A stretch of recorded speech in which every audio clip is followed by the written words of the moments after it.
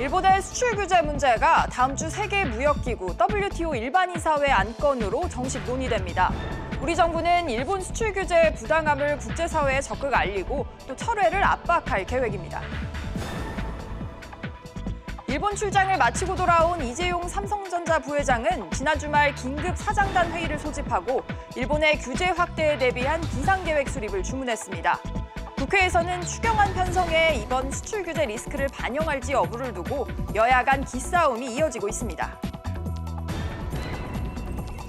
문재인 대통령이 임기 내 최저임금 10,000원 달성 공약을 못 지키게 됐다면서 사과했습니다. 청와대는 소득주도 성장 폐기는 아니라고 강조했지만 노동계는 최저임금위원회에서 사퇴하면서 강하게 반발하고 있습니다. 금융당국이 변동금리 대출 상품의 기준이 되는 코픽스 금리를 기존보다 0.27%포인트 낮춘 새 코픽스를 발표했습니다. 당장 내일부터는 시중은행에서 낮아진 금리가 반영된 대출 상품을 살 수 있게 되면서 대출자 부담이 줄어들 전망입니다. 이상 이 시각 주요 뉴스입니다.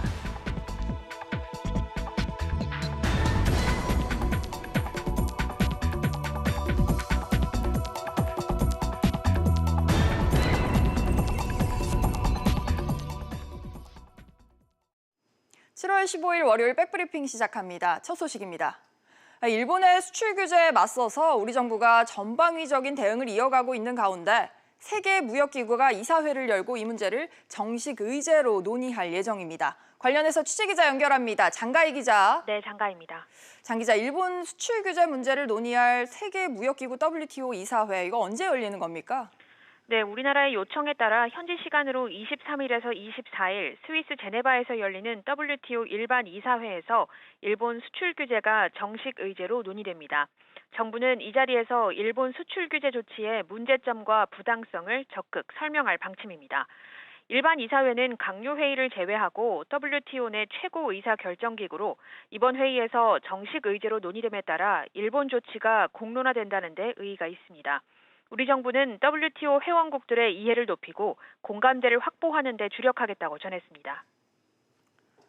네, 이런 가운데 지난 금요일에는 한일 양국이 수출 통제와 관련해서 첫 실무회의를 가지기도 했죠. 하지만 갈등은 더 깊어지고 있는 양상인 것 같습니다. 네, 지난 10일 도쿄에서 실무 협의가 열렸는데요. 양측은 협의 이후 열린 결과 브리핑에서 조치 철회 요구 여부 등을 둘러싸고 반박과 재반박을 거듭했습니다. 일본은 이번 만남이 단순한 설명회였다고 주장했고 우리나라의 규제 철회 요구도 없었다고 밝혔습니다. 이에 대해 우리나라는 유감을 표명하고 조치를 원상 회복할 것을 요구했다고 반박했습니다. 네, 미국에 급파됐던 김현종 국가안보실 2차장이 어제 귀국을 했습니다. 양국 갈등에 대해서 미국은 어떤 반응을 보였다고 합니까? 네, 김 차장은 어제 3박 4일간의 방미 일정을 마치고 돌아왔는데요. 당초 생각했던 목표를 충분히 이뤘다고 자평했습니다. 김 차장은 일본 수출 규제로 미국 기업이 입을 타격에 대한 우려도 나타냈습니다. 하지만 일본의 조치에 대해 미국의 직접적인 중재를 요청하지는 않았다고 전했습니다. 김 차장은 일본 측이 이번 수출 규제 조치의 근거로 한국의 대북 제재 위반 의혹을 제기한 데 대해서도 미국도 무분별한 의혹 제기라는 점에 의견을 같이 했다고 답했습니다. SBS CNBC 장가희입니다. 이런 가운데 사흘 후인 18일은 일본 추가 보복의 분기점이 될 전망입니다. 앞서 일본은 강제징용 피해자 배상과 관련해서 제3국 중재위원회 설치를 제안한 바 있는데 우리 정부는 18일까지 답변을 내놔야 합니다. 취재기자 연결해 보겠습니다. 최나리 기자. 네, 최나리입니다. 사흘 후가 이번 일본 수출 규제 사태의 분기점이 될 가능성이 높다고요? 그렇습니다. 오늘 18일 강제징용 피해자 배상과 관련한 제3국 중재위원회 허용 여부가 일본의 추가 보복 분기점이 될 것으로 보입니다. 일본이 지난달 19일 제3국 중재위원회 구성을 제안할 당시 한국 측의 답변 시한을 오는 18일까지로 제시했습니다. 우리 정부가 뚜렷한 답을 내놓지 않을 경우 이를 명분 삼아 추가 보복 제재에 나설 가능성이 높은 상황입니다. 그렇군요. 그런데 이번 일본의 수출 제재가 관리 차원이 아니라 아예 수출 금지 차원으로 나타나고 있습니다. 네, 일본이 지난 4일 에친가스, 즉 불화수소 수출 규제를 발표했는데요. 어제까지 열흘 동안 아예 수출이 중단된 것으로 알려졌습니다. 기업들의 피해가 현실화되고 있습니다. 네, 이런 상황에서 우리 정부는 어떤 대응책 내놓고 있습니까?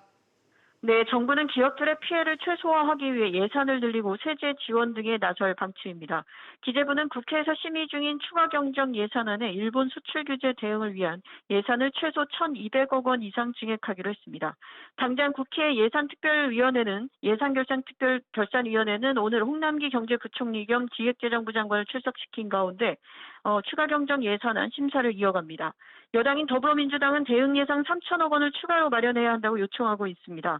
한편 자유한국당과 바른미래당은 총선용 퍼주기 추경이라며 삭감을 요구하고 있습니다. SBS CNBC 최나리입니다.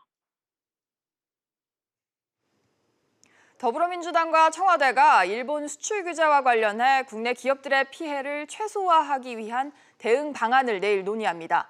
회의는 이해찬 대표가 주재하고 김상조 청와대 정책실장과 또 정의용 국가안보실장 등이 참석할 예정입니다. 정확한 회의 방식은 정해지지 않았지만 청와대 측이 경과를 보고하고 당청 간의 대응 방안이 논의될 것으로 보입니다. 이런 가운데 이재용 삼성전자 부회장이 일본 출장을 마치고 돌아왔습니다.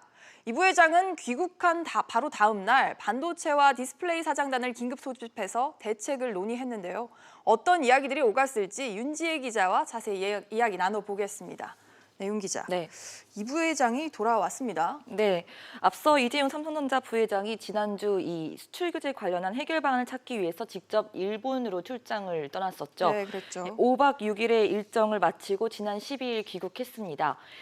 재계에 따르면 국내에 들어온 지 24시간도 안 돼서 긴급 사장단 회의를 열었는데요.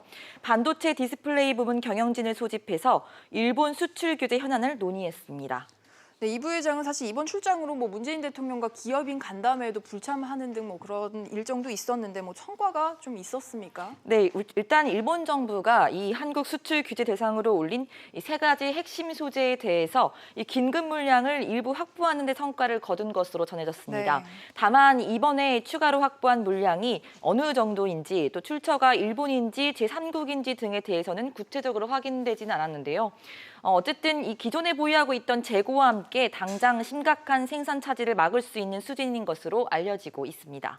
네, 긴급 물량 확보한 건 굉장히 다행인 소식인데 긴급이란 말이 붙어 있는 만큼 비상 상황인 거는 마찬가지인 거죠. 네, 맞습니다. 오히려 출장을 통해서 일본 내 분위기를 감지한 이 부회장은 이 장기전을 대비해야 한다면서 비상경영 계획 마련을 준비하라고 사장단에게 주문을 했습니다. 네. 일본이 통제를 확대할 경우 반도체뿐 아니라 휴대전화와 이 TV 등 모든 제품에 영향을 미칠 것으로 보고 이 가능성에 대비할 것을 주문한 걸로 보이는데요. 이 부회장은 단기 현안 대처에만 급급하지 말고 글로벌 경영 변화에 기민하게 대처할 수 있는 체제를 마련하자는 취지로 말을 한 것으로 알려지고 있습니다. 이에 따라 삼성전자는 소재의 안정적인 확보를 위해서 중국과 대만 그리고 러시아까지 이 거래선을 다변화하고 또 소재 산업 육성에도 이 다각적인 방안을 검토할 것으로 예상됩니다. 네, 말씀하신 것처럼 일단 대비는 해야겠는데 아무래도 사태가 장기화되고 격화될 경우 우리 기업들의 피해가 더 클 거다 이런 수치적인 결과도 나왔어요. 네, 그렇습니다. 한국경제연구원에 따르면 반도체 핵심 소재가 지금보다 30% 정도 부족해질 경우 우리 국내 총생산 GDP가 2% 넘게 줄어드는 것으로 나타났습니다. 반면 일본 GDP 감소폭은 0.04%로 피해 규모의 차이가 꽤 큰데요. 이와 함께 우리도 맞보복에 나설 경우 GDP는 최대 5%대 손실까지 입을 수 있다는 게 한경연의 설명입니다. 일단 이 한일 갈등은 이 상대국의 핵심 산업 필수 중간재 수출을 통제해서 결국 공급망이 붕괴될 수밖에 없다는 지적이 나오고 있습니다. 보복존으로 갈 경우 한일 모두 GDP가 감소하는 대신 오히려 중국 등이 반사이익을 얻을 수도 있다는 전망까지 나오고 있습니다. 네, 이재용 부회장의 방일 결과에 대해서 윤지혜 기자와 짚어봤습니다. 윤 기자 잘 들었습니다. 일본의 수출 규제 이후 D램과 낸드 플래시 등 메모리 반도체 가격이 상승세를 보이고 있습니다. 업계와 글로벌 시장 조사 업체 D램 익스체인지 등에 따르면 지난주 DDR4 8GB D램 가격은 3.26달러로 전주보다 7.6% 올랐고 DDR3 4GB는 13% 가까이 올랐습니다. 이는 일본의 반도체 소재 수출 규제가 시장에 일정 부분 영향을 미쳤을 가능성이 있다는 것으로 분석됐습니다. 문재인 대통령이 내년도 최저임금을 10,000원까지 올리겠다는 공약을 지키지 못했다면서 사과했습니다. 하지만 노동계에서는 노동정책의 후퇴라면서 크게 반발하고 나섰는데요. 취재기자 연결합니다. 신윤철 기자. 네, 신윤철입니다. 네, 민주노총이 문 대통령의 최저임금 10,000원 공약 무산 사과에 대해서 성명을 냈습니다. 최이미 노동자위원 전원 사퇴 카드를 꺼냈어요. 네, 민주노총은 오늘 오전 성명을 통해 정부의 최저임금 10,000원 공약 파기를 문제 삼으며 최저임금위원회에 속한 노동자위원 전원 사퇴라는 강수를 던졌습니다. 최저임금 10,000원 공약 파기는 문 대통령이 사과로 끝낼 일이 아니라 실질적인 책임을 져야 한다는 것인데요. 인상률 산정에 대한 근거를 제시하지 못하는 공익위원들도 사퇴해야 한다는 입장입니다. 민주노총은 지난해 최저임금 산입 범위가 확대돼서 실질임금 인상률이 최대 7.8% 잠식된 것을 감안하면 이번 2.9% 인상은 오히려 삭감안이라고 주장하고 있습니다. 민주노총은 정부가 소득주도 성장 정책을 포기했다며 강하게 반발 중이고 오는 18일 노동법 개혁 저지와 재벌 개혁을 내걸고 총파업을 예고한 상황입니다.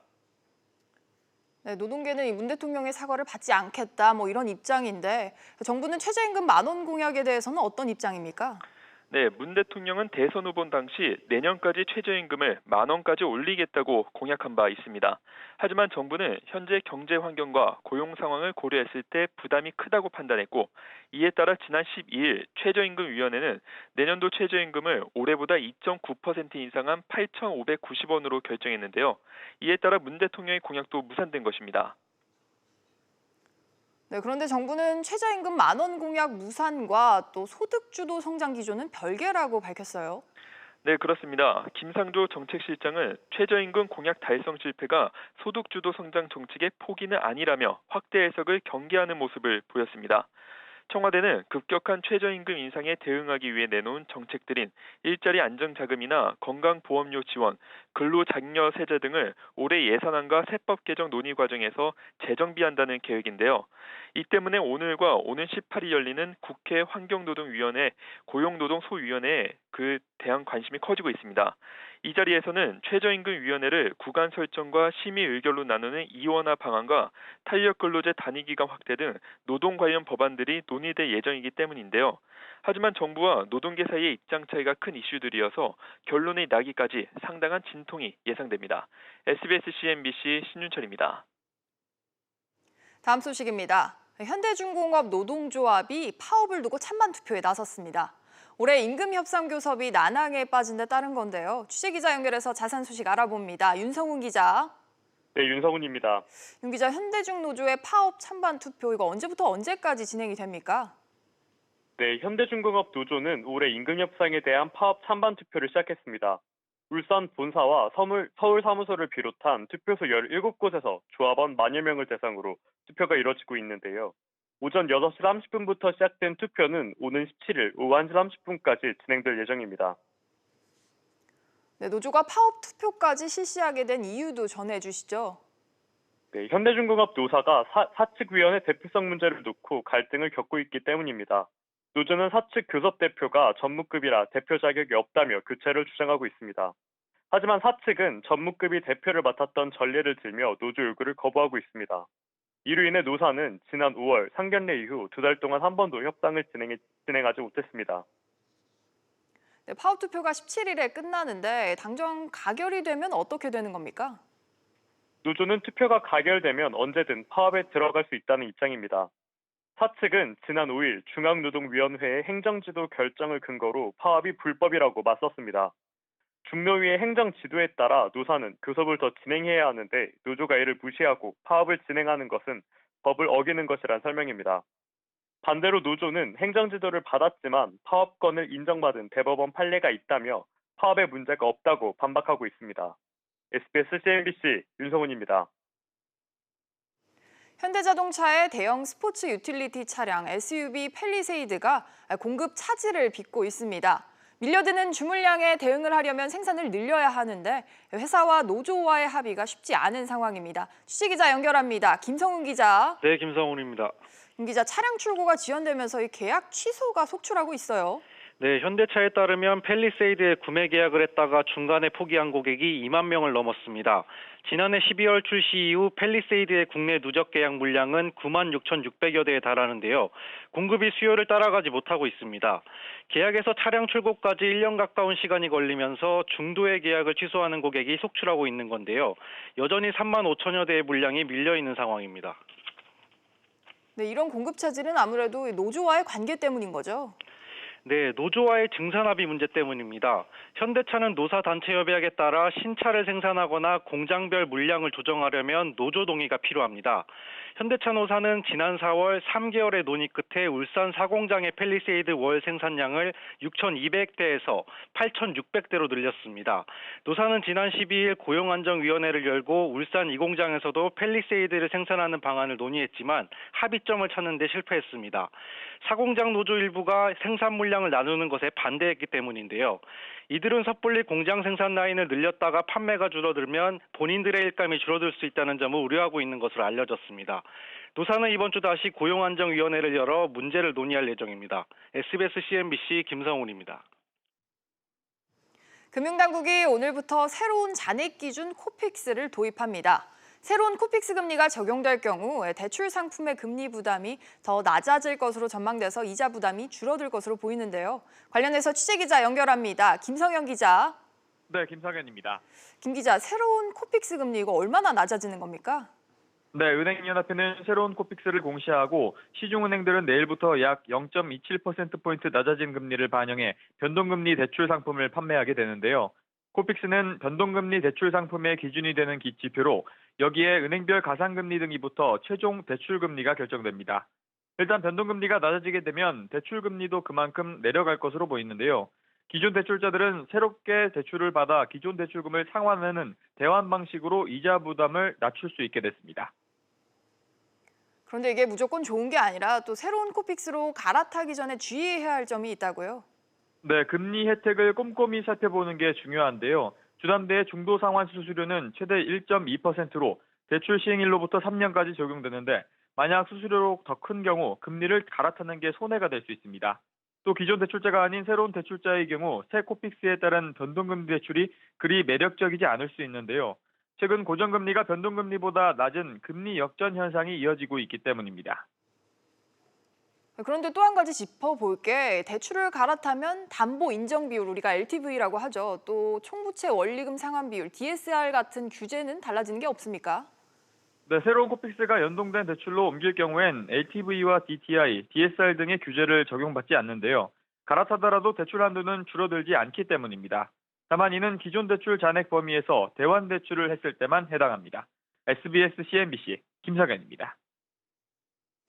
급전이 필요할 때 서민들이 찾는 대부업체.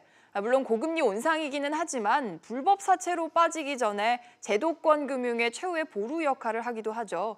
그런데 최근 OK저축은행과 러시앤캐시 등을 거느리고 있는 앞으로 서비스그룹이 한 대부업체를 최종 폐쇄했습니다. 취재기자 연결하겠습니다. 박규준 기자. 네, 박규준입니다. 네, 최근에 폐쇄했다는 대부업체가 어디입니까? 네, 이 미즈사랑이라고 하는 대부업체인데요. 이 광고 등으로 일반 소비자들한테는 꽤 알려진 업체입니다. 한 달 평균 신규 신용대출이 20억 원에서 30억 원 정도가 되는데 이 대부업체는 지난 12일 이 모든 자산과 직원들을 이 계열사인 OK저축은행에 넘기고 이날부로 최종 폐쇄가 됐습니다. 이 금융위원회는 지난 12일 정례 회의에서 이런 내용의 이 OK저축은행의 미드사랑 대부 영업 양수 인간을 최종 의결했습니다. 이 저축은행 관계자는 12일부로 대부업체 미드사랑은 완전 폐쇄가 됐고 이 상품명만 OK저축은행이 활용할지는 검토하고 있다 이렇게 밝혔습니다. 그렇군요. 그런데 앞으로 서비스그룹이 대부업체를 청산한 게 이번이 처음은 아니잖아요? 네, 맞습니다. 지난해에는 원캐싱이라고 하는 대부업체를 청산했습니다. 이 업체는 지난해 10월 1일부로 이 컨설팅과 투자자문업으로 업종을 바꿨는데요. 이 앞으로 서비스그룹 아래에는 대부업체가 이 러시앤캐시, 원캐싱, 미드사랑 등 세 곳이 있는데요. 두 곳은 이미 청산이 됐고 이 러시앤캐시는 2024년에 철수할 예정입니다. 이러한 말씀드린 대부업 청산은 갑작스럽게 이루어지는 게 아니라요. 이 애초 2014년도에 이 회사가 저축은행을 사들일 때 이 금융당국과 맺었던 이 저축은행 건전 경영 및 이해상충 방지 계획을 지키는 수순입니다. 네, 한편으로는 최근에 대부업 대출액과 또 대부업 대출 고객이 줄고 있다, 뭐 이런 통계도 나왔더라고요. 네, 맞습니다. 최근에는 일본계 대부업체인 산화대부가 3월 1일부로 이 고객에 대한 신규 신용대출을 4개월 넘게 현재 중단하고 있습니다. 이 법정 최고금리가 떨어지면서 영업 환경이 악화되다 보니까 이 신용대출에서 발을 빼고 있다는 분석인데요. 최근 금융당국에 따르면 지난해 하반기 기준으로 대부업체 대출 잔액이 17조 3천억 원으로 2014년 말 이후 최초로 줄었고요. 고객들도 3년 연속 감소했습니다. SBS CNBC 박규준입니다. 차를 사면 보통 자동차 등록은 판매원이 대행해주는 경우가 많은데요. 앞으로는 대행으로 하는 경우에도 온라인 등록이 가능해지게 됐습니다. 자세한 내용 취재기자 연결합니다. 김정현 기자. 네, 김정은입니다. 김 기자, 자동차 등록 제도가 간편하게 바뀌는 거죠? 네, 오는 9월부터는 자동차 등록 대행 위임 절차가 인터넷과 모바일로 확대됩니다. 국토교통부와 한국교통안전공단은 대리인도 자동차 온라인 등록을 이용할 수 있도록 서비스를 개선하겠다고 밝혔습니다. 국토교통부에 따르면 차량 신규 등록의 90% 이상은 자동차 딜러 등이 대신해주고 있는데요. 지금까지는 차량을 대행 등록하려면 차량 소유자가 대행자에게 위임장과 인감증명서 등 필요한 서류를 전달하고 대행자가 구청 등 관청에 가서 제출해야 하는 등 절차가 복잡했습니다.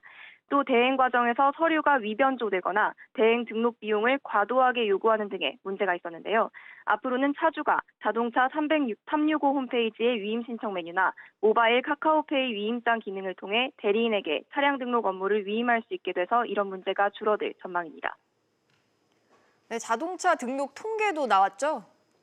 네, 국토부가 운영하고 있는 자동차 관리 정보 시스템에 따르면 지난달 말 기준 우리나라의 자동차 누적 등록 대수는 약 2,340만 대로 집계됐습니다.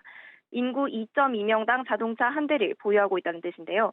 국토부는 자동차 전체 등록 대수 증가세가 전반적으로 둔화하고 있지만 1인 가구 증가와 친환경차 보급 확대, 그리고 세컨드카 수요 등으로 당분간 증가세가 유지될 것이라고 내다봤습니다.